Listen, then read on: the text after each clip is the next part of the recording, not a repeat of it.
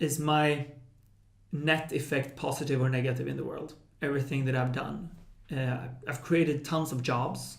I've donated lots of money. I've done a lot of good things. And at the same time, I believe I've done a lot more harm than good to this day. I believe I've been a big part of something much worse than I've been a part of something good. All right. Hey, Erik, how are you doing today? Hello, my man. I'm doing well. I'm scared. I'm a bit nervous. I think we're going into deep waters that I have no idea how to control right now. How are you? Scared? Well, honestly, I feel the same. I feel the same way. This is a tricky subject for me. The topic of the day is going to be the graveyard. Ooh, spooky. We're going to talk about ethical, moral dilemmas when it comes to working in the gambling industry and being a gambler. Because we come from slightly different backgrounds, where I have been inside of the gambling industry. I've been a participant in the gambling industry as a poker player.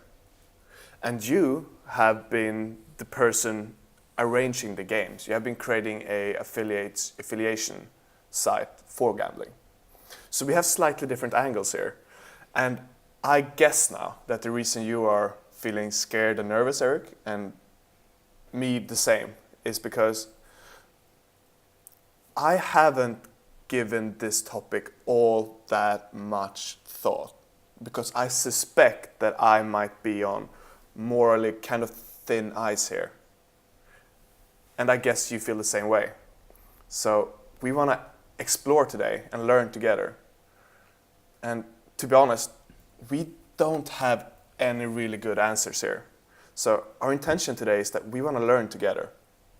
We want to see if we can expand our understanding for the moral dilemmas of being in the gambling industry, and see if we can learn together. I'm guessing now, like I said, why you are nervous. Do you have something to add to that? Did I read you right? Yeah, I think you mainly read me right. I think the both of us being in the gambling industry have kind of always looked the other way from whatever problem we might be a part of causing. At least that's what I've been doing. Whenever someone has asked me a direct question, how do you feel about this? I kind of let it go over my head somewhere, thinking like, yeah, but everyone has their own responsibility. Even though I'm not sure if that's true. It's like, yeah, but they're grown-ups, they're doing this or that. And not really taking that question in and contemplating it and feeling it. Do I honestly feel this way? Do I honestly believe that everyone who is playing is a grown-up that can take responsible choices? Or do I actually believe that I'm fooling people into this and destroying lives? But I just don't want to look in that place. So yeah, definitely a big part of me is nervous about those things. Another big part of me is nervous about this because I have this craving of being entertaining, and I feel that this is going to be a deep, as you mentioned, graveyard topic. I mean, it's going to be a deep, kind of dark topic, which is hard to entertain through. And one of my common defense mechanisms is always making a joke. And I don't think it's not the perfect setting for that. So there are a lot of reasons for nervousness here that I'm not really sure of how they all tie together. Well, I say, in the summer, and the water looks really lovely, but it's gonna suck to jump in. I say, yes, let's jump in. And That's how a Swede describes summer, by the way. Side note. Yeah. It's not that way here in Malta. Winter in Malta. So I want to go back to what you just said, that everyone is a grown-up and they have their own responsibilities. But I want to go back to that a little bit later on, because I want to sort of start in the beginning. So you and I, we got into poker at the same age. And if you're listening to this and you want to hear about how we got into poker and some stories and fun anecdotes from what it's like being a 16-year-old getting into card games, then go back and check out our podcast number 2, maybe, yeah, where we talk about our history and our poker journey together. That's a fun one. But for now, when you got into poker, 16 years old, did you have any thought of what would be the consequences for the people on the other side, other people's participating? No, not at all. And even if I would have had that, I don't think I would have been able to take it in and really consider it. At that time, I think I saw myself as a kid kind of playing against adults. So even if I managed, in a sense, to make their lives miserable, I wouldn't have taken any responsibility for it whatsoever because I was just a kid. That's probably how I would have seen it. And I believe that I'm, maybe in a defense mechanism way, have been keeping the self-image of being a kid in these scenarios. That, yeah, but I'm coming from a playful energy rather than taking on the serious, like, yeah, but Erik, that doesn't work when you're 31 years old. You need to wear the big boy pants now. So it's easier to stay Peter Pan than... Yeah, I think so. So I think that's... Than make lifestyle changes. Yeah, that's where I come from, I believe. How did you feel about this when... let's jump a few years ahead, because I think that you're in a similar position when you're 16. How did you think about this when you were... I want to stay on that 16 topic for just one moment, because I remember... Yeah, it's one thing when you play online and you don't see the faces of the people that you're affecting. But I remember right from the beginning when I started playing, we played home games just for fun. You played for maybe a couple of 10 euros, 20 euros here and there. Maybe the one who lost the most lost 50 euros, 100 euros over a pretty long time. And I know which guy that was. I know who the biggest loser in our games was. The guy who couldn't control his impulses. He got really angry, tilted, and just started losing all of his money in this game. And I did not feel compassion for him at that point. I just felt proud from winning. And when I think back to that time, that was the exact same way that I perceived sports. Because when I was a kid and I played sports, the only thing that was drilled into me was you win this game. And I never thought about what is the experience of my opponents here. If I do a foul that is not allowed, maybe I hurt someone. I was like, that's part of winning the game. If this is to my advantage, I should take it. What was your experiences at sports or at home games like that? Actually, the complete opposite. Really? Yeah. This brings me back to a question I'd like to ask you after answering it myself. But what was my first bad experience with winning? So when did I feel guilty for winning the first time? And I remember playing, I was in school. I was probably 17 years old. And we didn't play for a lot of money. But there was this guy who kept losing in our group as well. And this time he lost more than he had done previously.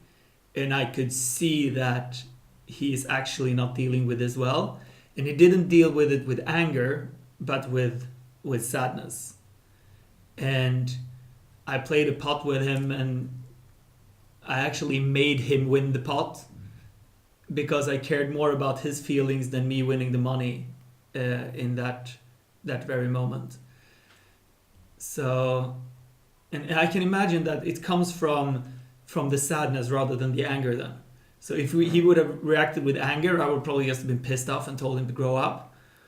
But if he reacts with sadness, and like just a low body posture, cramping down, lowering the tone of his voice, giving me, I just got this feeling that he was just really sad. Then I just didn't want to win his money that way. I didn't care enough about winning to be the reason that he felt sad. So I'd say that's my first bad memory of winning then, or the gambling world in a sense. when did you have your first bad experience with this?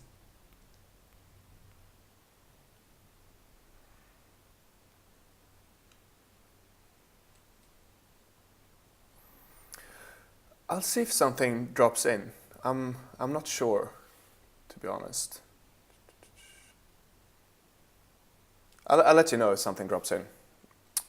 I can take another story which I've never told you before, which is somewhat similar to this, and it actually plays out with you and me in Africa, when we had just come to the hotel in Accra. We're sitting on that terrace playing China poker, and I just kept winning and winning and winning.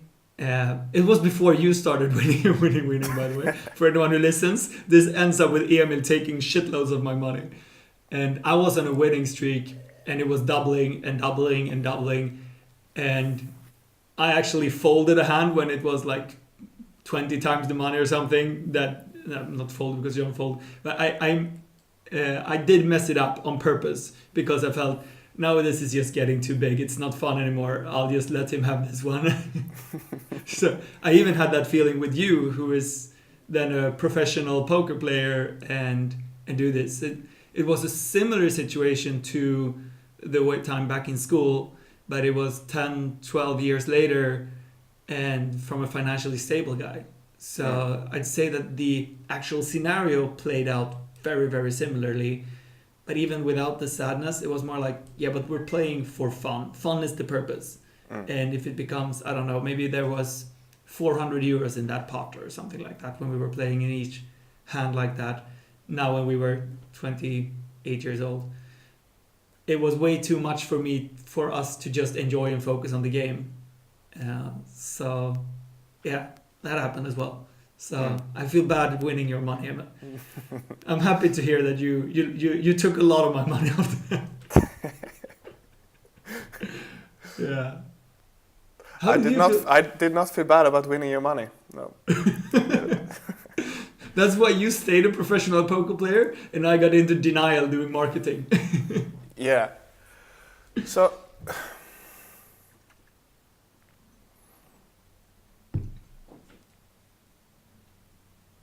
I mean, in the beginning of gambling, my mentality, I had such a winner mentality, drilled from sports, drilled by my dad, drilled in school.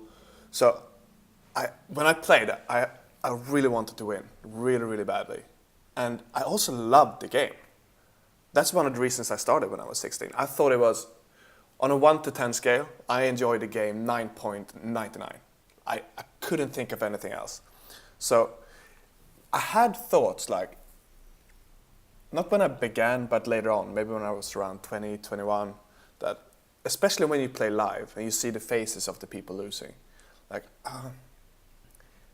it doesn't feel good to be a part of the experiences of people who seem to suffer a lot from this. But then I couldn't find any solution there, and I wasn't willing to stop because I was enjoying this so much and I was being successful. So I sort of just didn't want to think about it.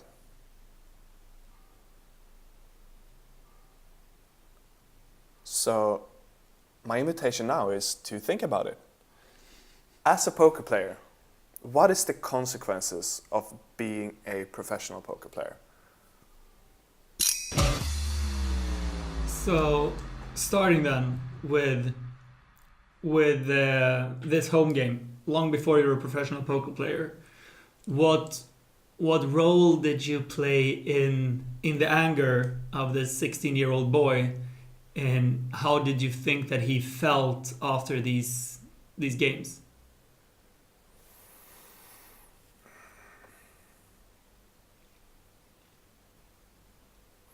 I can imagine he felt very, very bad, like intense psychological pain that comes from, I experienced the intense psychological pain of losing in poker.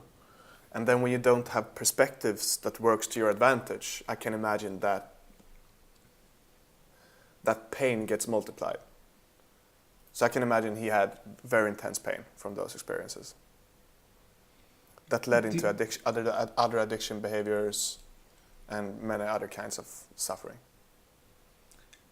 Do you think he would have played if it wasn't for the excitement of you and your close friends that were the winning guys? I'm guessing that you guys arranged the games and he was more invited than the other way around.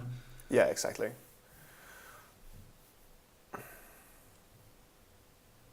Okay, so I think he. I'm not sure if he would have played then, but I guess that he would have gotten into gambling somehow eventually. So I'm not sure. I'm not sure what that guy's doing today. I'm not friends with him, but I'm not sure. What do you think? Do you think, because he then obviously had a lot of bad experiences with gambling earlier on. Do you think that it's better to do that with play money than having? Because if he didn't have that, maybe he would have started gambling when he was 20, 25 or something like that, and then play for real money, maybe at the casino. I think that we can only guess about that, so it doesn't make that much sense to... For the one listening, there will be a lot of guesses today. Yeah, there will be a lot of guesses. I'd like to stay on these home games, because what's interesting with them is that, compared to online gambling, is that here you are somewhat of a host. Yeah. Even if it's not at your place, if it wasn't for you, there is less likely there would have been a game.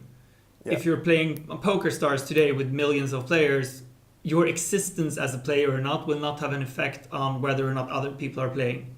Yeah. But at these home games, by just participating, you're enabling the game. Yeah. So I think that's an interesting aspect in this of the responsibility of the game happening. Yeah.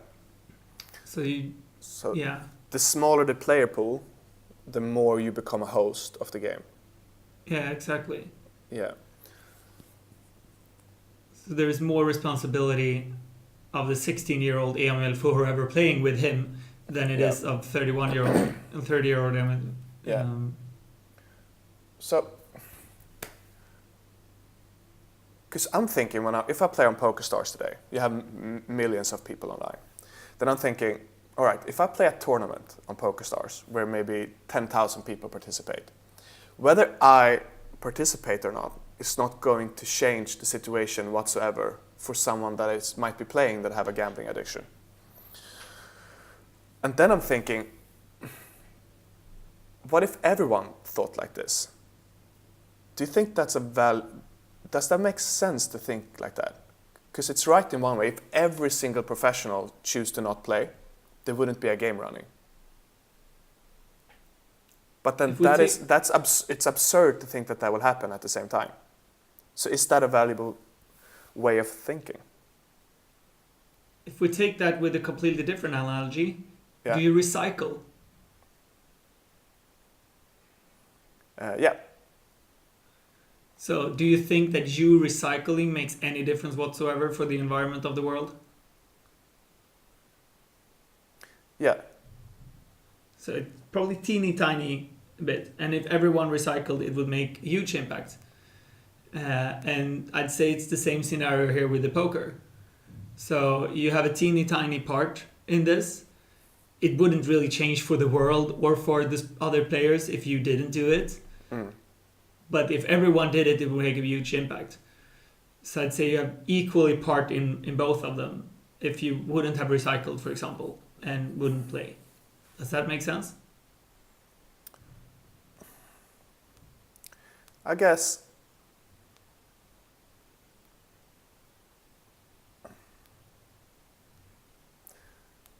it works to some extent when it comes to poker.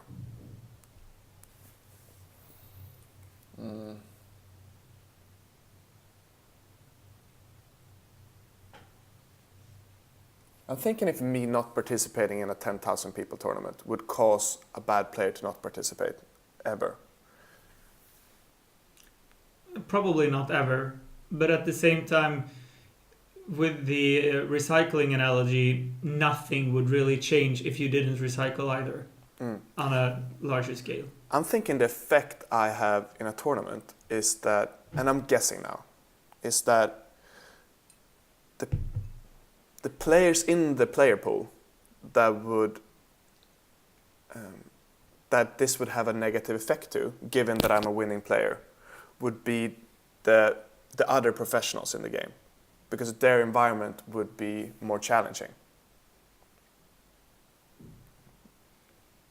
Yeah. I'd like to just take a little sidestep here. Now we're into something that's super, super niche and super, super specific. Yeah. That probably 99% of the people listening to this You're right. Yeah. wouldn't understand. I've been fine with that. And we're exploring us more than the guests, more than anything else, I would say. It's just something to be aware of. So let's summarize this in one sentence and then move on.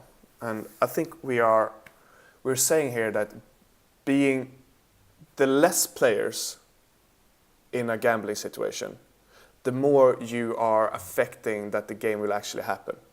And when you are affecting that the game will happen, that makes you into a host instead of a player.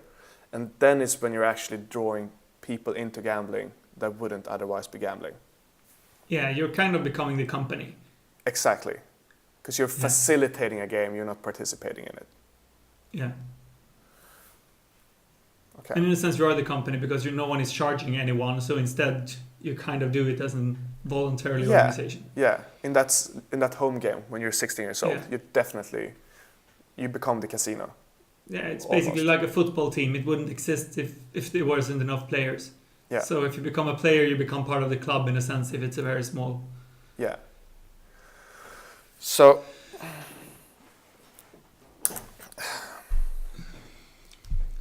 I'd like to revisit the question about the first kind of negative experience because you're touching upon it when you've seen people losing in a live game. Yeah. But you chose to look the other way. Can you recall a specific situation where you didn't manage to? Well, I think my first experiences with it was because I enjoyed the game so much when I started. And I did, honestly, I did not play, a little bit I did, but mostly I played because I loved the game, not to make money. And I liked it so much that I wasn't considering quitting anyway. But what I did think about was that not everyone else that plays is going to have a gambling addiction. And the ones who play that are losing are playing because they want a positive experience. So when I began, if someone was trash talking me live or in the chat, I could be aggressive back or write something mean back. It's easier behind a keyboard, right? But then I realized if I'm ruining their experience, then that's more or less bad for me because they're sort of paying to have a good experience. So then I'm taking away sort of what they're paying for by being rude. So I guess the first experiences I have that I'm creating a bad situation is when I'm not behaving myself. That's an interesting approach to this. It makes sense. Like you're winning and you're being a douchebag on top of it. Yeah. I'm ruining the experience that they're paying for. Yeah. I like what you're saying now with that you are paying for. To me, this has been my most common excuse, and I believe this is the most common excuse in the entire gaming industry. Yeah. Like, whoever is playing for entertainment, and a lot of the time that's true. But personally, I think that I'm making... if there is 10 people, I want to think that 10 of them does not have a problem. And maybe actually 5 of them have a problem one way or another, and 5 of them are actually just entertaining. Because sure, there might only be one that is actually addicted, but 5 of them is going to have a shitty evening talking to the missus or whatever because they lost money. So a lot of them will also have a negative experience even though they're not in deep shit. How many do you think percentage-wise actually have a feeling where the entertainment value is worth the money lost? I mean, that's obviously just a rough guess, but where would you feel?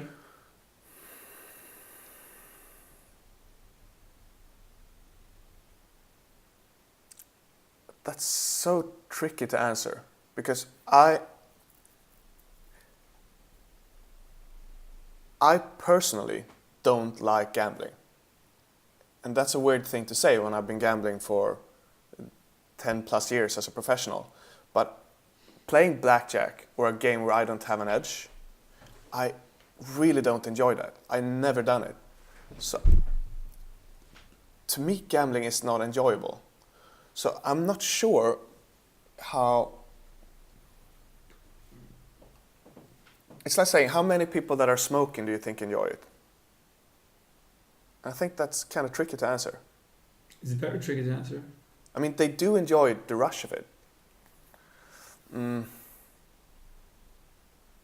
I would say that out of the players that are losing, which means that it has a negative consequence. Maybe you can afford losing, so then it doesn't have a negative consequence. But I think if you really pull down the layers of the onion, I would say it's kind of close to zero. That they actually get more joy out of it than pain. Yeah, I think. And I'm guessing now. There are definitely situations. So I can touch upon two very different situations when gambling is fun or whatnot. First one, just being myself.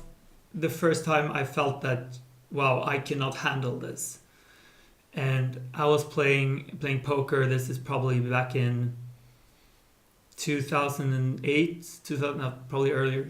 Yeah, I was 18 years old maybe. And I'm playing at a poker site that has this little blackjack icon. So you can any second go from the poker to the blackjack.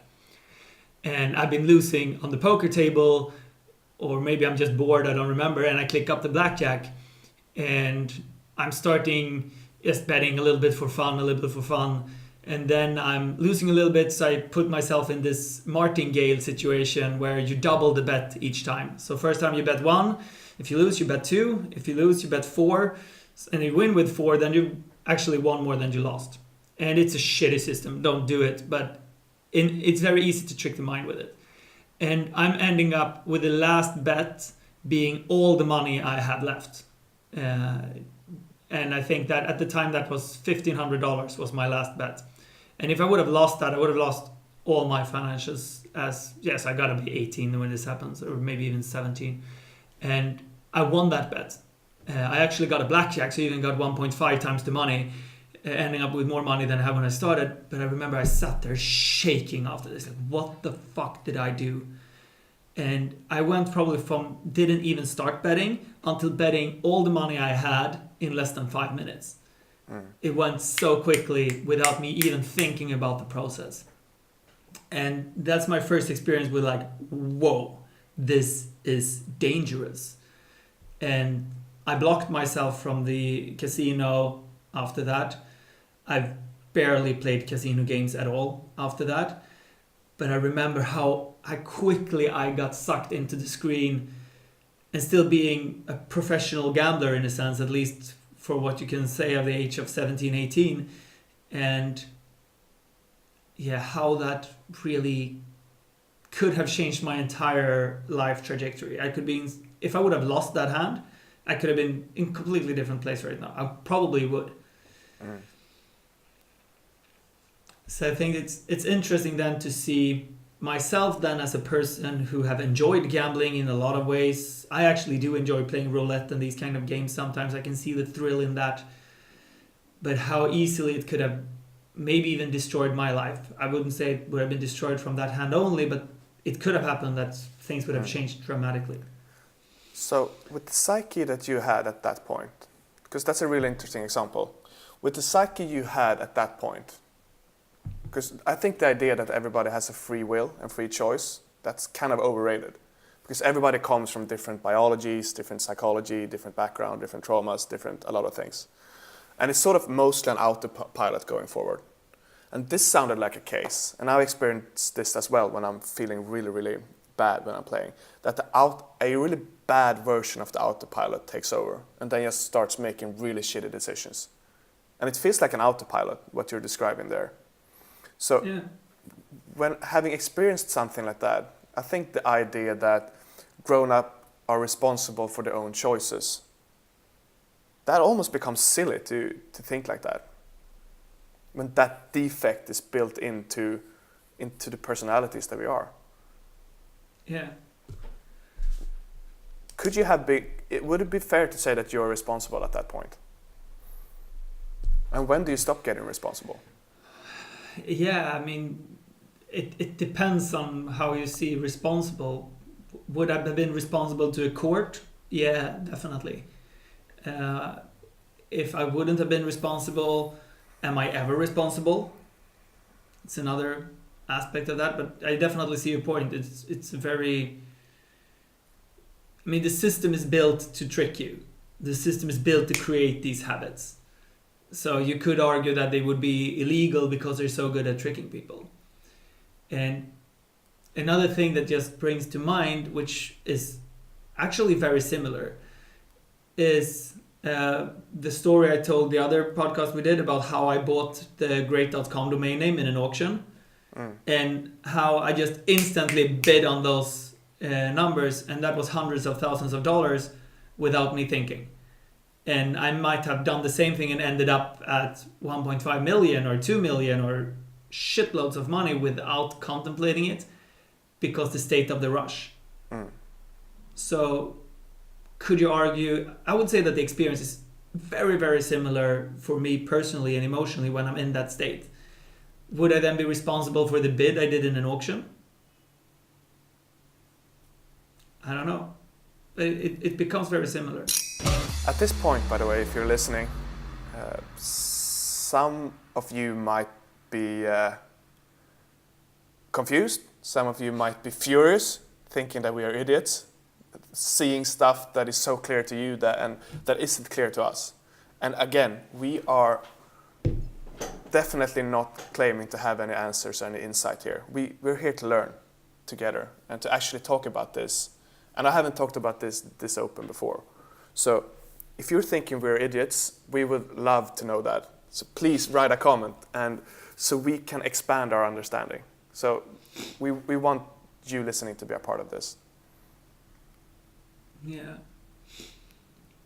So I had 2 examples of gambling, and the only scenario I've seen, I wouldn't say only, one of the scenarios I've seen where I could really enjoy gambling as a thing, and actually even slot games, which I never play, the spinning machines, is what is commonly referred to here in Malta in the gaming industry as the Friday spin, which usually is a couple of guys after work putting in 50 euros each or something, and they set the computer on auto spin, so it just plays the same game over and over again. They sit back, have a beer, and watches it like it's a football game. And then you do it together, so it's actually a lot of fun doing it that way. And there's probably very, very limited risk of creating a gambling issue or anything, because you're doing it as a group. You're winning as a group, you're losing as a group. So that part of it I can really enjoy, and I can see very limited downsides in it, as long as you're staying in the group. Problem is that it's very unlikely that you do that, so it's still a gateway into the industry. But to me that's a pure joy kind of experience then, when we've been doing this. So at what point do you think it tips over from being entertainment to being sort of danger zone towards being addiction? A key word that comes to me is presence. So if I'm present in the moment, I'm enjoying it, I'm here and now, then it's joy. When it becomes about avoiding the now, so when you're not even, the autopilot is there, you're not even present yourself, there's something above your head doing this, or when you're playing to distract yourself from stress or from problems in your love life or whatever it might be, then it becomes a completely different scenario, and it's a big problem. So if you're starting playing with the energy of I want to enjoy this, then I think I wouldn't say that it's not dangerous, but a lot less dangerous. But if you're coming from an energy, oh fuck, I need to distract myself, then you're in a tough spot. Yeah, what do you think? Cool.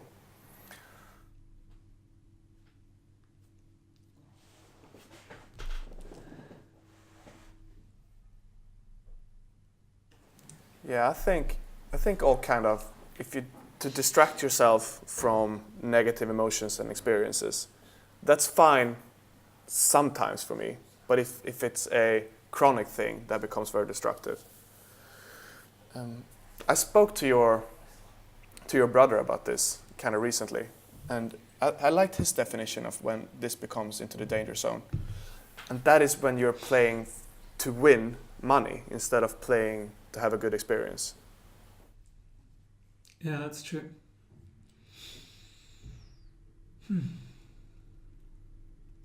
I feel that we're a bit on the shallow part of this topic right now. I think that we can easily talk from the mind here, not really dealing with guilt or our own feelings in this. How do you feel about see if we can dig deeper into this topic? Like what causes do we Sure. think we're what are the possible negative effects we've actually had? Cool. So if you're looking for a worst case scenario in the negative effects that you might have had, what do you think those would be? Is that a question that you feel comfortable going to? Yeah, sure.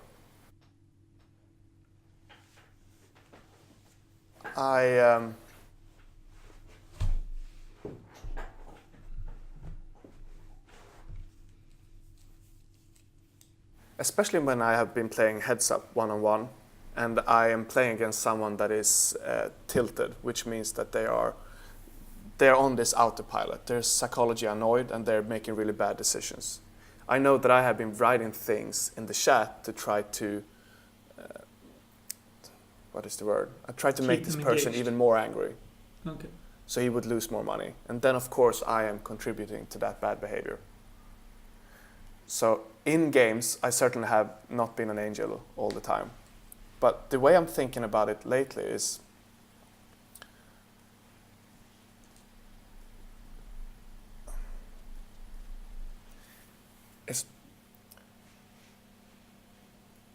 I think one of the worst things that I've been doing is to spend a lot of time in a game that is a zero-sum game. And would you like to explore this here? Let's get back to that one. I think it's an interesting thing, but I'd like to explore the heads-up situation, and I'd like to explore myself on that question first. So let's take this heads-up situation where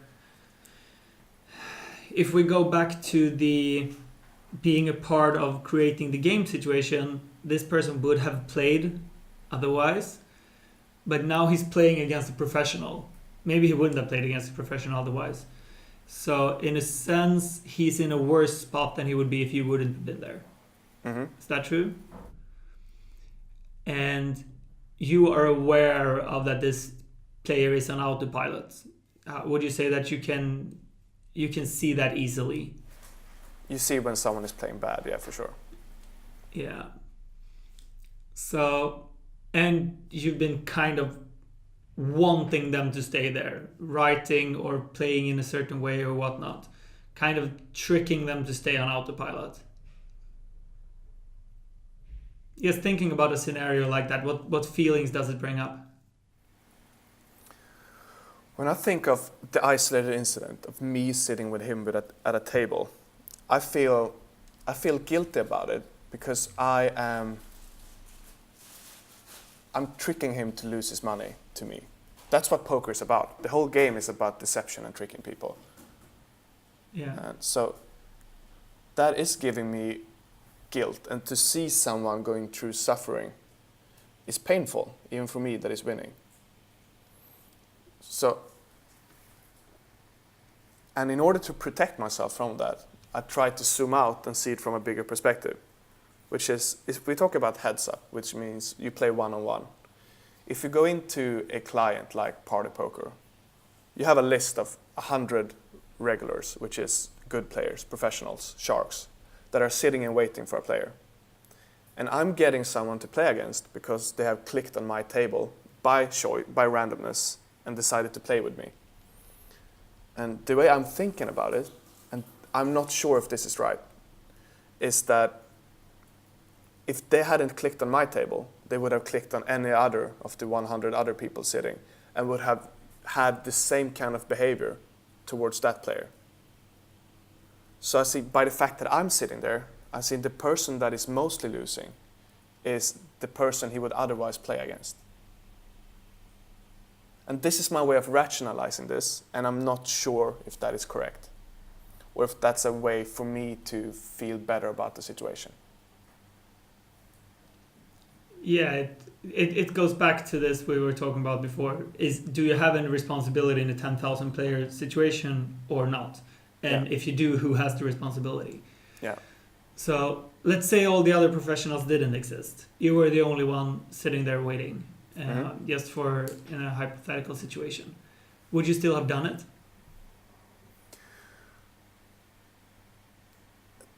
Today I would not. When I was 18, for sure. A year ago? Not a year ago. 4 years ago, probably. So what changed? When did you start rationalizing this or changing empathetically about this? Well, the reason I have thought like this but haven't chosen to stop playing is because I think the argument that you just made is absurd / unrealistic. So you can say, well, if there was only one player in the game, which is the same thing as saying, if everybody thought like you, then this situation wouldn't exist. But it's not going to happen that this situation doesn't exist. Is that making sense? Could you yes, teach back yes what I said? And no. Yeah. So the questions I asked was what changed for you? Because apparently you would have played 4 years ago, but you wouldn't have played today. So Cool. even in this hypothetical situation, something changed within you. Cool. Your A lot of things have changed within me. And for me personally, that is because I have been an active student of different spiritual concepts, where I now prioritize qualities like generosity, empathy, caring for others, and I have developed those muscles in my brain. So I'm capable of perceiving a situation from more perspective than just my own.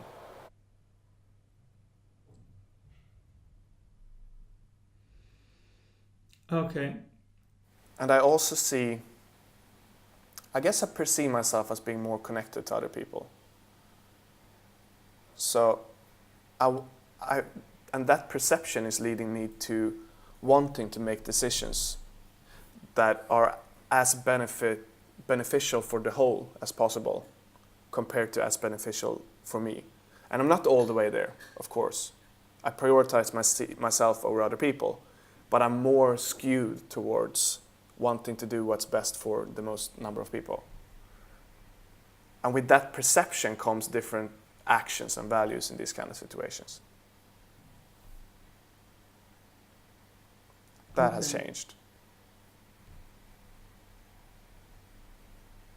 Would you like to explore me on this topic? Sure. Would you like me to use the poker example, or would you like me to use the example of the business that you built?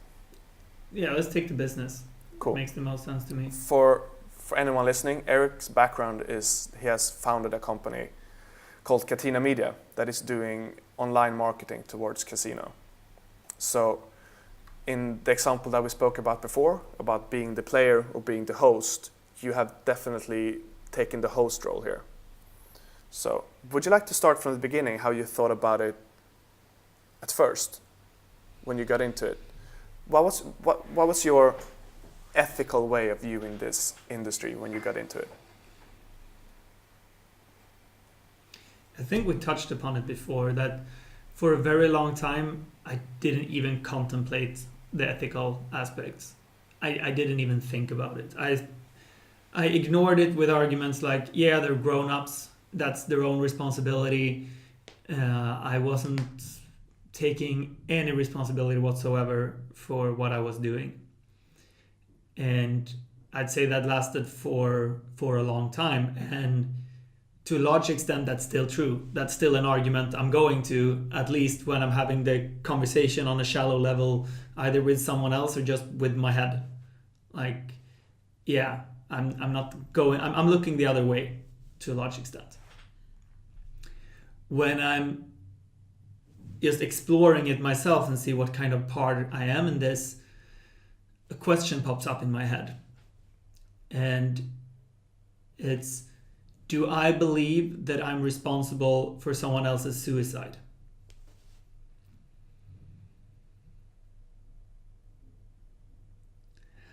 And my answer is yes. I believe that I've played a part in someone else's suicide. And just, I haven't really contemplated this at all before, but I'm feeling that now. And I'm feeling that because I've been a part of thousands, if not hundreds of thousands, maybe millions of people playing casino. And sure, most of them would have played either way. Similar to the poker analogy we just did, that most of them would have played either way.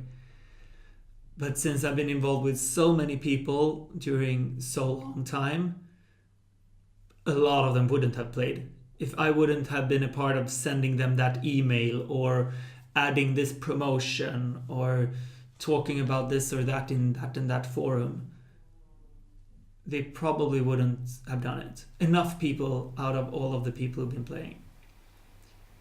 Some of them have lost a lot of money. And some of them might have committed suicide. That might not have happened to me if it wasn't for me. I don't know. This is hypothetical. But just thinking about that, feeling that, makes it hard to look the other way. It's true. Well, it could be true. And even if it's not true, it at least means that I put people's life at risk for my own benefit. That's true, regardless if someone else died or not. I put someone else's lives at risk for my own benefit. And yeah, for a very long time, I rationalized this by, well, I didn't rationalize this. I looked the other way. I took zero responsibility. And another question that you and I talked about before the call was, is my net effect positive or negative in the world? Everything that I've done. I've created tons of jobs. I've donated lots of money. I've done a lot of good things, and at the same time, I believe I've done a lot more harm than good to this day.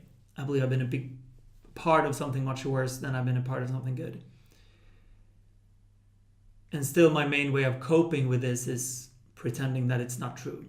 But talking about it like this, exploring it, I feel in my heart that it's true. I've done a lot more bad things than good things. So when was the first time you sort of realized this thought? Maybe I made someone else take their life. 2 minutes ago. I don't think I haven't put it in those kind of words before, not even to myself. I probably touched upon the idea somewhere far out in my consciousness, like, yeah, that might have happened. But I've never said it out loud. I've never really gone there with my thoughts either. And definitely never said that it's very likely that it's true. Probably it's very likely. Same thing for me, to be honest. I could have indirectly or directly caused that. Yeah, at least it's fair to say that it's true both for you and me, that we have put other people's lives at risk for our own benefit. We have no idea if anyone actually died or did anything that drastical. But the both of us have done that. And once again, we just try talking on this topic. We have no specific direction or any place we're going with this, and we don't have the right answers. But we're aware of this. I'm aware of this. And what would you like to say? Let's say the parents of this person was listening now. What would you like to say to them?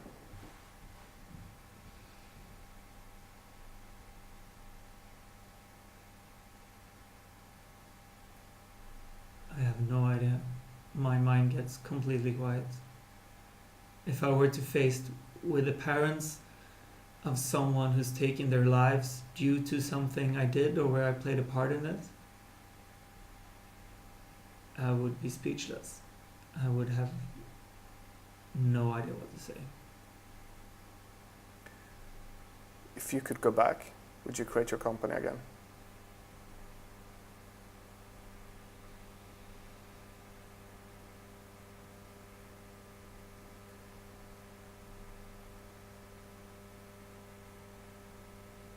I'm not sure. I think I would. But I'm not sure. I had this discussion on LinkedIn yesterday about the morals of what I'm doing and what I'm not doing.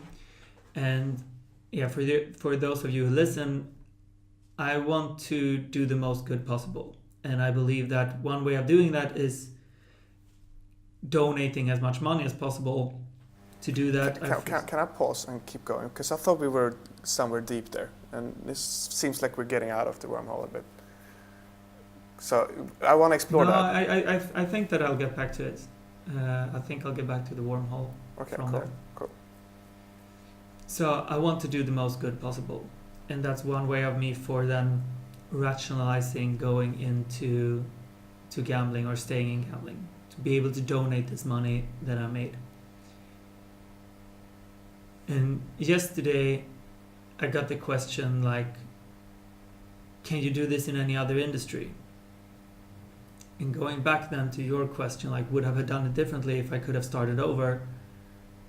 If I could have those 12 years back, I wished I would have taken them into another industry. And maybe I would have been able to take it from there. If I'm starting over today, I'm 12 years worth of knowledge into this. That's going to be a big percentage of my working life. And if I'm going in another direction, I'm gonna need to relearn it. And I believe that the difference I can make, even if this is the industry, is far bigger than if I try to do something else. Even knowing that I'm causing this harm, I would do it again today. If I could go back in time 12 years, knowing what I know, I would have spent those 12 years learning another industry. Cool. So, are you willing to, because now you're saying you're starting the company great, that is going to be in the gambling industry, and that company is likely going to have the effect that someone is killing themselves. Yes. Are you willing to have that effect?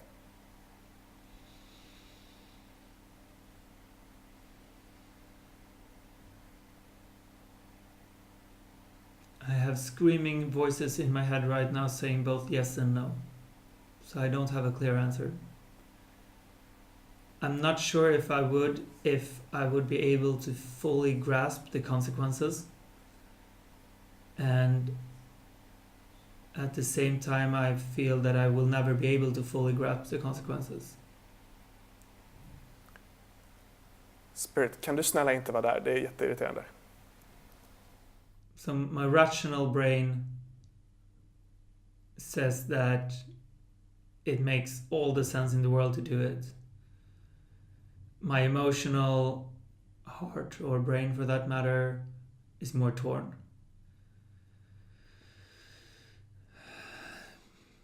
But I believe that the rational part of me is winning in this. So I do sincerely believe that staying in what I know, staying in gambling will make it. I believe that we would make at least 3 times as much money as if we tried something else where I have no experience. And I think 3 times is a low number. And the rationale I did on LinkedIn was, let's say that we would make 10 million euros in profit in another industry, giving that away. In the math of GiveWell, a child's life is roughly 2,500 euros. And what is GiveWell? So GiveWell is this organization giving information about different charity causes and making it more tangible what it is that they're doing. And according to them, the cheapest way of saving a life is with mosquito nets in malaria areas. And the lives that you save are usually children below the age of 5 years old. And it would cost roughly €2,500 to save a life. So let's say we would make 10 million euros in another industry. And we would make 30 million euros in the gambling industry, then 3 times as much. The difference is 20 million euros, or the equivalent of 8,000 children's lives. This brings again the moral dilemma. Is it worth being part of destroying someone else's life if you can save 8,000 children's lives? Does the math make sense? I don't know. It's philosophical.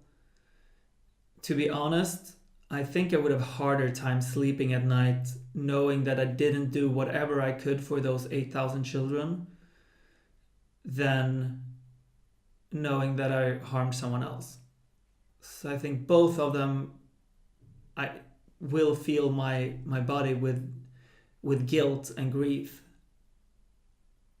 I do believe that the 8,000 children would make me feel more. I think it's the morally correct choice to to do whatever I can for the 8,000 children.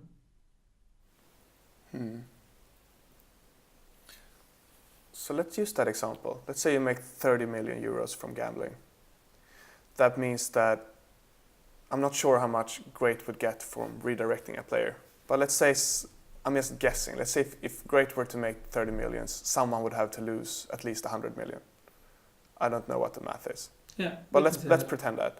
So then some people you don't know would have to pay 100 million so that you can take the credit, or that sort of Great can take the credit for saving those 8,000 lives. Do you think that's fair?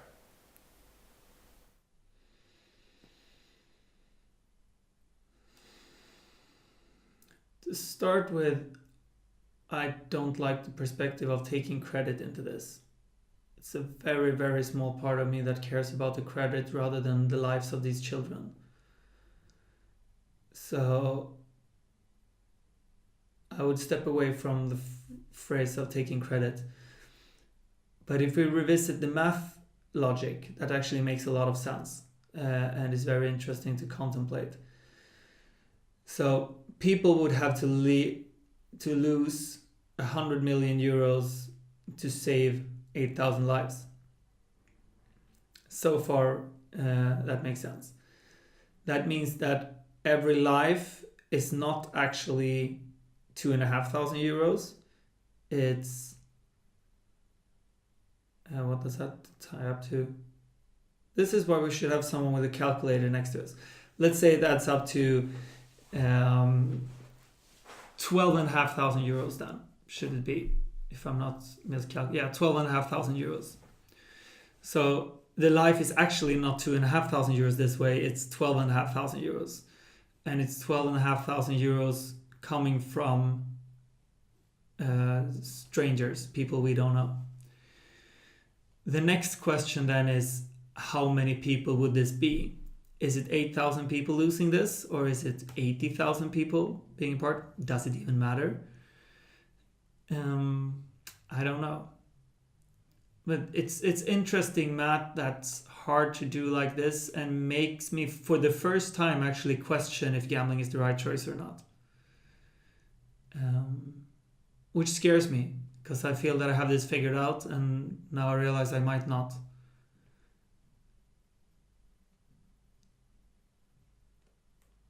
Yeah, I don't have the answer.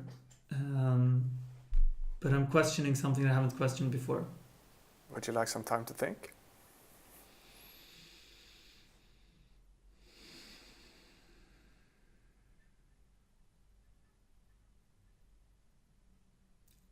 I don't think I will get to any valuable conclusions from here. So I don't think time to think would really make a difference, unless it's a couple of hours of conversations and we don't have that time. I mean, I hate to go out of the devil's advocate energy that I'm playing so skillfully right now, putting you into tough spots. But with grade, I think one thing that makes a big difference here is that those 100 millions, they are kind of similar to what I was describing, that if I wasn't one of those, when I was playing poker, if I wasn't one of those 100 sharks waiting in the lobby, the losing player would lose to another shark. Yeah. So out of those 100 million that people would have to lose in order to finance saving these 8,000 lives with the math that we are making up right now, as an example, how much of those 100 million do you think would be lost anyway to a casino owner that would not use that money to save lives, but instead would use it for, I'm guessing now, luxury? That's a very valid point, and it changes the math dramatically. Yeah. Let's say a minimum of 90% would have been lost either way, because we're not going to do aggressive TV campaigns. We're not going to be the ones doing all these campaigns or whatnot. So probably 90% would have been lost either way, which means that there's only 10 million being lost rather than 100 million that we have played a role in, and we're just redirecting all the other revenues. Yeah. Yeah, that's a very valid point. And taking that even further, we're also taking money away from marketing campaigns and stuff elsewhere, because those money would be donated. So if those 30 million would have been made in profits in a company that does aggressive marketing campaigns, a lot of it would, on top of this, generate more players to go into gambling and be spent that way, when we would be giving it away instead. This went deeper than I thought. Now, you know, when we probably both heard this question the first time when we were 13, like, if a robber came into a bank and took you and 5 other people as hostage, and he said, either you kill one person or I kill everyone here. And the question is, would you kill that person? How do you think about a question like that?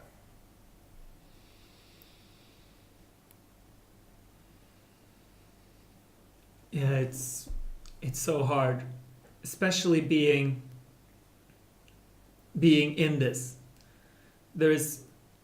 I don't have the correct answer to it. I rationally, once again, I think it makes sense to kill one person to save the other lives, if you for a fact know that this is true. That's the other fact. The robber, you don't know if he's actually going to kill the other ones or if he's just threatening you. But let's say we know 100% that it is true. Then rationally, I would have killed the other person. Someone who killed the robber. I just needed to kill one person. See what I did there? But yeah, it's so tricky. Once again, rationally, it makes perfect sense. On the other hand, do I have the right to play God? I don't know. Let's hope I never get into that position. And I mean, it's pretty much what we're doing here. We just don't know the math. In that example, we know it's 1 to 5. And if that's not morally correct, let's say it's not correct with 1 to 5. Is there a number where it is correct? 1 to 500, 1 to 5 million, 1 to 5 billion. Is it correct to kill one person to save the population of the earth? I mean, at the end of the day, it's just a scale. I believe that not everyone, but most people would say it's correct to sacrifice one life to save the population of the earth. So then it's just a matter of numbers.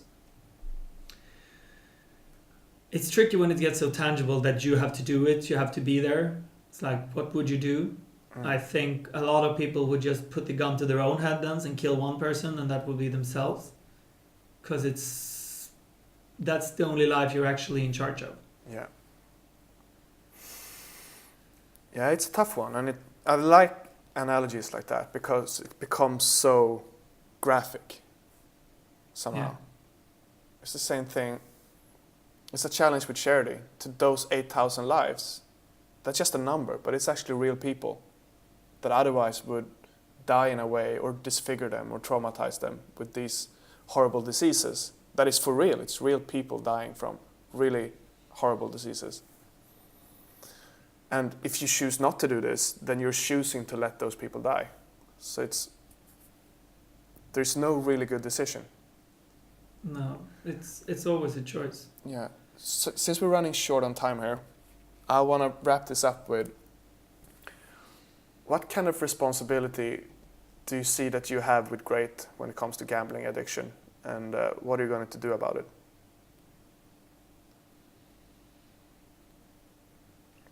I haven't been contemplating that much what kind of responsibility I've had before this call, to be honest. But I have been contemplating a lot of ways that I would like Great to play an important role in preventing gambling addiction. I really like, part of what we're doing would be to help whoever is addicted. I spoke to a friend yesterday, 2 days ago, who's been going through gambling addiction and almost killed himself. And he told me about this program that he had been a part of with psychiatrists and people that helped him, that had been so important for him. And it had been free, and now the program doesn't exist anymore because they didn't receive funding. So I'd like to make sure that those kind of programs exist and that they can be free and really help people. So there are effective methods. The problem is that they're expensive and people don't want to pay for them. So in his words, he said that this could still be free if you went through social services and asked them to help. If you asked them, they could help you. But he said that for him, that would never have been a choice. He would rather kill himself than ask for help from social services, because that's simply his pride and how he was raised. So even though if it exists now, if he has that reasoning, then a lot of other people have that reasoning. So they might rather kill themselves than ask for help. So I want to be able to pick these people up before, be able to have a way of giving help without them really asking for it, or at least not having to do it so openly. So if you have to go through social services, you can't do this anonymously. But if you were able to keep talking to psychiatrists just online in a web forum using your nickname, then you would. Yeah. So I want to create ways of lowering that barrier and be able to help in these ways. And there are a lot of other similar things, but basically the logic is that if we're going to do really good at marketing and really good at making people play, we also want to be really, really good at doing the most possible we can to help these people and make sure that we pick up whoever is actually playing from a problem perspective and making that transition very, very easily. And the difference for us and other companies in the gambling industry is that we do not have the intention of making money. We don't have the intention. That's not our end goal. We're not going to benefit shareholders. We want to do the most possible good. So a big part of that will be that we will actually be able to be responsible for the harm that we do, taking a responsibility that I have not taken in the past, and doing that in various ways. Cool. And to clarify, if you are tuning into this for maybe the first couple of times, is that Great will be an identical company as Catena Media, doing online marketing towards casino, but give away 100% of its profits to charity. Yes. Cool. I feel like I have a lot to think about after this call. Yeah. I would love to do a follow-up on this in maybe 6 months, 1 year, and see if we have taken our thinking in this further. Yes. Cool. I want to end it with this kind of energy. But before, do you have something to say to wrap up this podcast? Yeah, so I'd like to revisit that we don't know the correct answers here. I've gotten a lot of questions about what the purpose of this podcast is, and we don't have a purpose. We are here to explore this topic and invite anyone who wants to be a part of this journey, be a part of this journey, listening to us contemplating these things as well as transparent salaries and these things. So I went in this conversation being nervous because I was afraid it wouldn't be entertaining, and I don't want to be entertaining. That's not the energy I want to come from. I want to be able to explore these topics the way we've done now, and I'm very happy with what we did. Especially the last part of it, I think, made very good sense. And just questioning these things, and I really want to question these things. I want to be able to feel that I've at least given the ethical aspects a lot of thought and not just looked the other way and kept running. So yeah, I'll end it on there. Do you want to add anything? I like what you just said, to stop looking away and to think a lot about this. Maybe we don't come up with an answer, but at least we're not looking away. Yeah, I think that's the key, not ignoring it. Cool. All right. And take responsibility for our choices in that. Yeah. I enjoyed exploring this with you. Me too. I felt like I learned stuff, for sure. All right, cool. I'm gonna let you run away. Have a good day, Erik. Thank you. Cheers. Bye.